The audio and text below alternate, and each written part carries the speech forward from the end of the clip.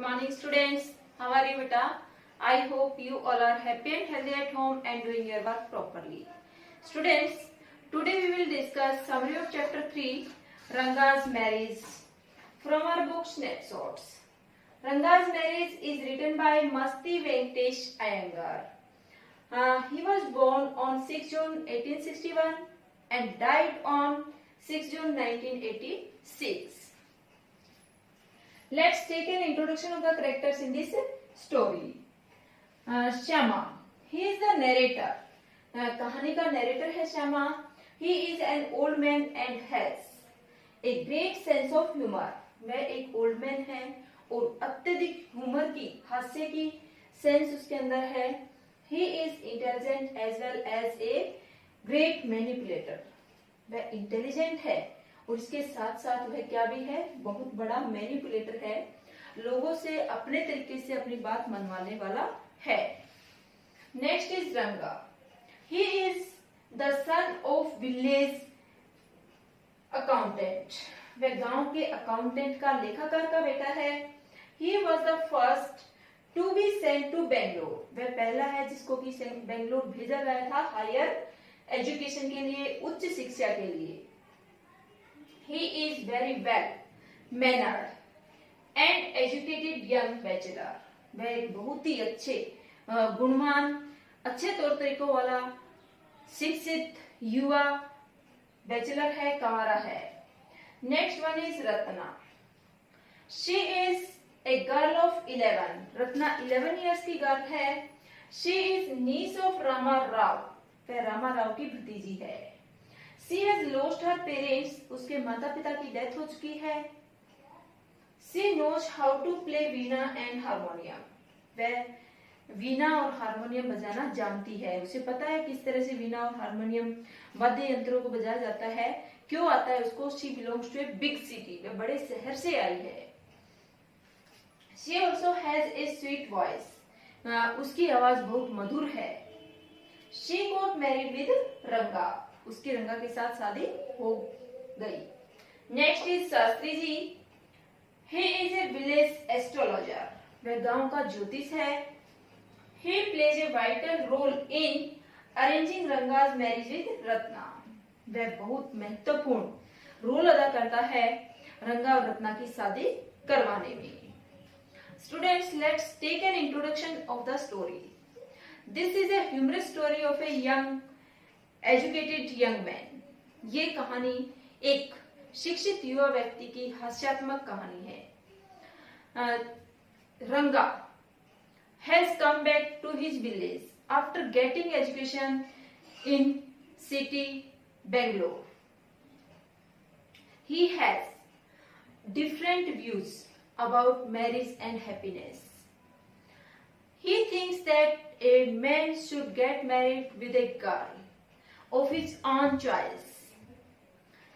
He also thinks that the boy and the girl should be mature physically and mentally at the time of marriage. But when he sees Ratna, he forgets about his views and wanted to get married with Ratna. And he got married with Ratna with help of Shama and Shastri ji. Now, after getting married, he had a son, and on the third birthday of his son, he invited the narrator. In this way, this is a humorous story. Let's start the summary in detail. होसली village, जो कि narrator का village है. Narrator belong करता है होसली village से, जो कि दक्षिणी मैसूर में हुआ करता था. और यह गांव अपने आप में काफी फेमस रहा, प्रसिद्ध रहा. नरेटर इसकी काफी चर्चा करता है. बट उसे दुख है कि किसी भी कार्टोग्राफर ने इस गांव को किसी मानचित्र में नहीं बनाया. अब रंगा, जो कि इस गांव का ही है, लेखाकार का बेटा है, उसे एजुकेशन प्राप्त करने के लिए भेजा गया था बेंगलोर, जो कि पहला इंसान था गांव से बाहर जाने वाला हायर एजुकेशन के लिए। वह गांव वापस आ चुका है एजुकेशन प्राप्त करके। अब रंगा जब गांव लौटा तो गांव के व्यक्ति एकत्रित हो जाते हैं रंगा के घर के बाहर, रंगा को देखने के लिए कि वो शहर से एजुकेशन प्राप्त करके आया है, सिटी में रह करके आया है, टाइम बिता करके आया है, उसमें कुछ बदलाव तो नहीं आया है। ऐसा जानने के लिए गांव के लोग एकत्रित हो जाते हैं रंगा के घर के पास और सभी भीड़ लगा लेते हैं रंगा को देखने के लिए, चारों तरफ से घेर लेते हैं। एक ओल्ड वुमेन तो रंगा की छाती पर से हाथ घुमा करके देखती है और जब उसे महसूस होता है कि जो जनेऊ है वो भी रंगा ने धारण किया हुआ है तो वह सभी को बोलती है कि रंगा पवित्र है, वह बिल्कुल नहीं बदला है, उसने अपना धर्म नहीं छोड़ा है। और गांव के लोगों को इस बात पर फिर विश्वास हो जाता है और सभी देखते हैं कि रंगा के आंख, कान, मुंह, मीन्स पूरा फिजिकल स्ट्रक्चर वैसा ही है जैसा कि पहले था, शहर जाने से पहले था। और सबको विश्वास हो जाता है कि रंगा में कोई बदलाव नहीं आया है, तो सभी अपने अपने घर चले जाते हैं। अब नैरेटर वहीं पर खड़ा हुआ है और वो रंगा को बोलता है कि रंगा तुम कैसे हो। तो रंगा उसको बड़े आदर से नमस्कार करता है और उसके पैर भी छूता है। अब नैरेटर इधर उधर की बातें करके अपने घर लौट जाता है। नैरेटर सोच रहा है कि रंगा की शादी करवा देनी चाहिए। अब एक दिन रंगा दोपहर को पहुंचता है नैरेटर के घर कुछ संतरे लेकर के देने के लिए। जब रंगा संतरे लेकर के जाता है तो नैरेटर सोचता है कि उसे शादी के बारे में बात की जाए और वह रंगा से शादी के बारे में बात करता है कि तुम्हारा शादी करने का क्या विचार है। तब रंगा कहता है कि वह जब तक शादी नहीं करेगा उसे जब तक कोई सुटेबल लड़की नहीं मिल जाएगी। वह अपने विचार बताता है कि वह सोचता है कि शादी के टाइम लड़का लड़की दोनों की जो फिजिकल और मेंटल मैच्योर होना बहुत जरूरी है। इसके बाद नरेटर कहता है कि कोई और तो बात नहीं है। तो रंगा कहता है कि हाँ, मैं किसी ऐसी लड़की से शादी नहीं करना चाहता जो कि कम उम्र की हो, हाँ, जिसके फेस पर दूध के दाग हो या जिसको अभी अपने नाखून भी नहीं काटने आते हों। और मैं चाहता हूं कि अपनी पसंद की लड़की से शादी ही की जाए। नरेटर कहता है कि और तो कोई बात नहीं है। कहता है नहीं, एक तो करेला ऊपर से नीम चढ़ा, मुझे शादी एक उचित लड़की से करनी है, ऐसे ही शादी नहीं करनी है। और शादी करने से मना कर देता है। नरेटर थोड़ा सा चिंतित हो जाता है कि एक लड़का एजुकेटेड और शादी करने से मना कर रहा है, उसने डिसाइड कर लिया कि वो शादी नहीं करेगा। फिर भी नरेटर डिसाइड करता है कि मैं रंगा की शादी करवा कर ही रहूंगा। अब नरेटर रत्ना के बारे में सोचता है जो कि रामा राव की भतीजी हैं, जिसके माता पिता की डेथ हो गई है, जो कि एक बड़े शहर से आई है और अपने अंकल रामा राव के घर पर अब उनके साथ रह रही है, जो कि 11 इयर्स की है, सुंदर है, आवाज मधुर है और बिना हारमोनियम बजाना जानती है। और नरेटर के माइंड में आता है कि रत्ना रंगा के लिए बहुत ही सुटेबल मैच है और रंगा भी एक अच्छा हस्बैंड साबित होगा रत्ना के लिए। इस तरह वह सोचता है दोनों की शादी करवाने के बारे में। और वह रत्ना के घर जाता है और रामा राव की वाइफ को कहता है कि मैं तुम्हारे लिए छाछ भेजूंगा, रत्ना को लेने के लिए भेज देना। रामा राव की वाइफ रत्ना को भेज देती है नरेटर के घर पर। अब नरेटर देखता है रत्ना ने सुंदर साड़ी पहनी हुई है, सुंदर लग रही है और वह रत्ना को अपने घर अंदर आकर बैठने के लिए कहता है और उससे प्रार्थना करता है कि वह एक गाना गा करके सुनाए। और इसी दौरान वह रंगा को भी बुला भेजता है। अब रत्ना गाना गाना शुरू कर देती है, नरेटर बैठा हुआ है, रत्ना गाना गा रही है और रंगा भी पहुंच जाता है क्योंकि नरेटर ने उसको बुलाया था। अब रंगा ने इतनी मधुर आवाज सुनी तो वह जो थ्रेशोल्ड है, ड्योरी है, दरवाजा वहीं पर रुक जाता है। बट उसके मन में इच्छा होती है कि वह गाने वाले को देखे, पर वह गाने को रोकना नहीं चाहता। फिर भी वह झांक करके देख लेता है रूम में गाना कौन गा रहा है। जैसे ही वह झांक करके देखता है तो जो लाइट रोशनी आ रही थी दरवाजे में से वो अवरुद्ध हो जाती है और रत्ना देखती है कि कोई अजनबी वहां पर है, इसलिए वह गाना बंद कर देती है और रंगा अंदर आ जाता है और नैरेटर के पास बैठ जाता है। अब नैरेटर देखता है कि रत्ना वहां पर खड़ी हुई है, नीचे मुंह करके शर्मा गई है, गाना छोड़ दिया है उसने और रंगा बार बार रत्ना की तरफ देख रहा होता है। और फिर रंगा कहता है कि मेरे आने से गाना बंद हो गया है, मुझे चलना चाहिए। वो सिर्फ ऐसा बोलता है, वह वहां से उठ करके नहीं चलता है। नैरेटर ये सब देखने लग रहा है और फिर रत्ना वहां से शर्मा करके चली जाती है। तो रंगा पूछता है नैरेटर से कि ये लड़की कौन है।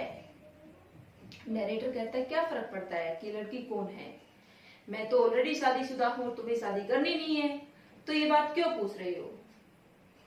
हाँ, तो रंगा कहता है कि मुझे चलना चाहिए, मुझे देर हो रही है। रंगा अपने घर चला जाता है। थोड़ा उदास हो जाता है नैरेटर के ऐसे बोलने पर। नैरेटर उसे बता देता है कि रत्ना की तो शादी हो चुकी है, 1 साल पहले किसी ने मुझे बताया है।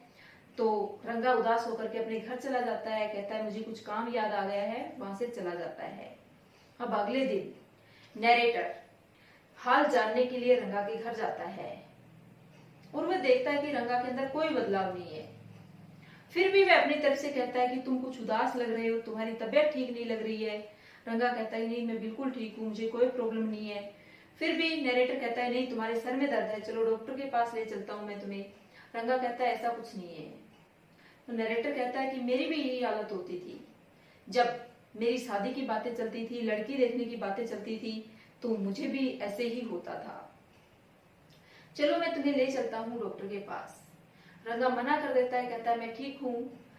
और इससे पहले नैरेटर कहाँ जाता है, शास्त्री जी के पास जाता है और उसे अपनी प्लानिंग बता करके आता है, अच्छे से समझा करके आता है कि वह रंगा को लेकर के आएगा, उसे क्या क्या बताना है, क्या क्या बोलना है, क्या क्या करना है, सब कुछ समझा करके आ जाता है। अब नैरेटर रंगा को कहता है चलो, लड़की देखने की बात है, शादी की बात चल रही है, तो हम शास्त्री जी के पास चलते हैं, वो बताएंगे कि तुम्हारे शुक्र और शनि ठीक है कि नहीं है, उसके बाद आगे बात करेंगे। रंगा बिना कोई विरोध किए, बिना कुछ कहे श्यामा के साथ, नैरेटर के साथ चल पड़ता है और दोनों पहुंच जाते हैं शास्त्री जी के घर। अब शास्त्री जी उन्हें देखते ही बोलता है कि काफी दिनों से तुम्हें नहीं देखा है, बहुत दिनों बाद मुलाकात हो रही है, और ये अकाउंटेंट का बेटा है जो कि शिक्षा प्राप्त करके आया है शहर में। इस तरह से बातें करते हैं, नमस्कार करते हैं और फिर नैरेटर शास्त्री जी को कहता है कि रंगा की राशि देखो, ये कुछ ठीक नहीं लग रहा है, इसकी स्थिति ठीक नहीं है। तो शास्त्री जी कहते हैं ठीक है, राशि बताओ। तो रंगा कहता है मुझे नहीं पता मेरी राशि का। इस तरह से बातें होती हैं और फिर शास्त्री जी अपनी कोडी और जो पुस्तक है राशि देखने के लिए वो लेकर के आता है और स्टार्ट करता है राशि देखना और कहता है कि ये तो किसी लड़की से संबंधित ही बात है, इसकी तबीयत की। अब नैरेटर कहता है बताओ वो लड़की कौन है। तो शास्त्री जी कहता है कि उसका नाम समुद्र से संबंधित हो सकता है कमला हो, और हो सकता है कुछ और हो, रत्ना हो।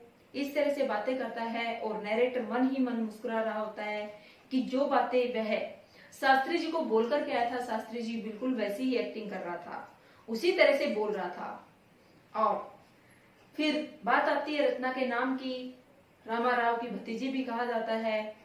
तो नैरेटर कहता है कि किसी ने मुझे बताया कि उसकी तो 1 साल पहले शादी हो चुकी है। तो शास्त्री जी कहते हैं इस बारे में मुझे कुछ नहीं पता है, मैं कुछ नहीं कह सकता। और यहाँ पर नैरेटर कहता है कि रंगा का फेस है वो उतर जाता है, उसे कहता है कि उसका चेहरा देखने लायक था जैसे कि भुना हुआ बैंगन हो। क्यों? क्योंकि जब रत्ना के बारे में बोला गया कि उसकी शादी 1 साल पहले हो गई है, इसलिए। अब नैरेटर रंगा से पूछता है कि तुम्हें कैसा लगा ज्योतिष, क्या इसने सही बताया, क्या बात थी तुम्हारे मन में। तो रंगा कहता है कि हाँ, इन्होंने बिल्कुल सही बताया, इन्होंने जो मेरी मन की बात थी वही कही है। और दोनों चल पड़ते हैं घर की तरफ। रास्ते में रामाराव का घर आता है। रत्ना घर के दरवाजे पर खड़ी हुई होती है।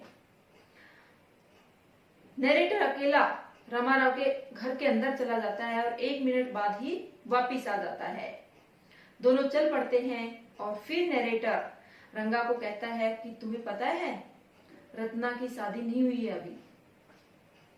तो नरेटर खुश हो जाता है और रंगा खुश हो जाता है। इस तरह से नरेटर और शास्त्री जी मिलकर के उनकी शादी की बातें आगे बढ़ाते हैं। रंगा और रत्ना की शादी करवा दी जाती है। अब रंगा और रत्ना की शादी हो चुकी है। तो जब रंगा के बेटे का तीसरा बर्थडे होता है तो वह नरेटर को इनवाइट करता है अपने घर पर। तो नरेटर कहता है कि मैं जानता हूं कि तुम्हारी पत्नी पहले से ही 8 मंथ की प्रेग्नेंट है और उनको असुविधा होगी। घर पर कौन है उनकी मदद करने के लिए, तुम्हारी माँ की मदद करने के लिए, खाना बनाने के लिए। तुम क्यों इस टाइम मुझे इनवाइट कर रहे हो बर्थडे पर? तब रंगा कहता है कि मेरी बहन पहले से ही आई हुई है माँ की मदद करने के लिए खाना पकाने में। नरेटर जाता है वहां पर उसके घर पर, जो देखता है कि रंगा ने अपने बेटे रत्ना और रंगा ने अपने बेटे का नाम भी श्यामा रखा हुआ था। नरेटर कहता है कि इतने सुंदर बच्चे का नाम तुमने, इतने गोरे बच्चे का नाम श्यामा क्यों रखा? मैं तो सांवला हूं इसलिए मेरा नाम श्यामा है। बट कहता है कि मैं बहुत सारे ऐसे कपल्स को जानता हूं जो कि अपने बच्चे का नाम उस व्यक्ति के नाम पर रखते हैं जिनको वो ज्यादा पसंद करते हैं, जिनको वो आदर्श मानते हैं।